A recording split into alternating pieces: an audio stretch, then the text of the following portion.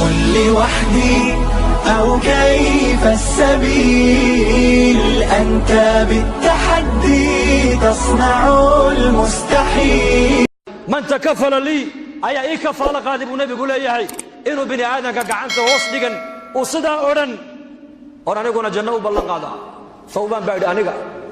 ثوبان صحابي قاس مركو دادي سويناتي سوق مقالة المدينة isagoo faraskiisa watay intuu soo galo jeedalka faraska uu la dhacayo ayaa suuqa kaga dhici jiray dhexdiisa rubama laga yaabaa jeedalkaasi nin meesha maraya inuu kaga dhaco raqabadiisa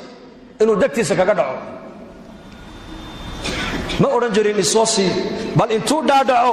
ayuu gacantiisa ku soo qaadan jiray markaas lagu oran jiray yaa thawban saaxibu rasuulillaahi baa tahay nin daaweyn baa tahay jeedalka agteeda ku dhacay ma natiraayda annaka noo dhiib markaasuu oran jiray nabi maxamed ballan la galay ballankii nabi aan la galay baan buuxinayaa buu oran jiray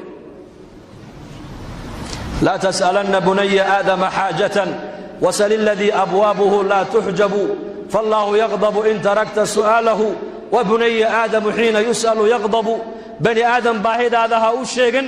baahidaada waxaad u sheegataa ilaaha albaabadiisu mar walba aan la xidhayn ee albaabadiisu ay furan yihiin ka baahidaada u sheego haddaad baryada ilaahay aad daysidna ilaahay waa kuu cadhoonayaa bini aadanka haddaad barididna baryaday kugu nacayaan bini aadamku baahi badan iyo bugtaan badan ba la isku nacaa taasay leeyihiin bini aadan haddaad tirahdid keen oo ku nici ilaahay haddaad keen odhan weydid isna uu kuu cadhoono gacantan marka waxa laynoo siiyey inaan ilaahay hoos dhigano ilaahay barino Malik bin Dinar rahimahullah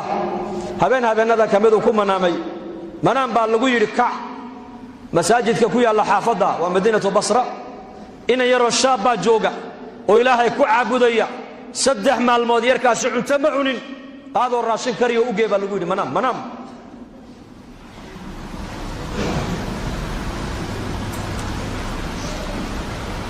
وكعي cuntadii buu soo diyaariyay miskiidkii u yimid wuxuu soo galay in yaro shaab ducaysanayo shabaabkeena iyo shabaabka isku eg cuntadii buu u dhigay uu la cunay markay isbarteen ay wada cunteeyeen buu ku yiri aqalkaygu waxa ku yaala xaafada ka dambayso ku yaala wadada saa u soo marsada u soo mar ali markaad baahateed cunto u baahatay ii kale buu ka yiri hadalka markuu yarkii yaraa maqlayba wajigiisii buu bedelay wuxuu yiri maad taqaanay horay may man ku aqaanay maya xalay adigoo hurda ka amarka kugu siiyay inaad kacdo cunto aad ii soo kariso ii keento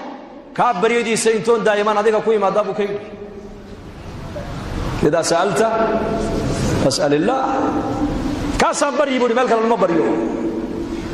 albaabka makhluuqa waan iska xidhay buu anigu albaabka khaaliqan garaaca bas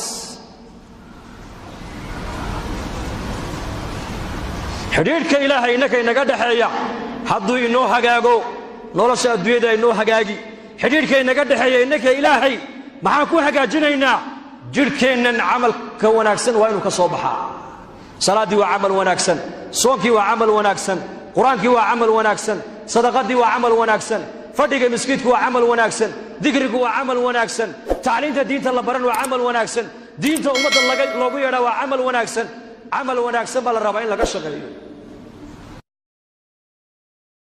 آمالنا نهرا تسيل عذبا كماء السلسبيل ومذكرات في الحياة منها ارتوى جيل فجيل آمالنا نهرا تسيل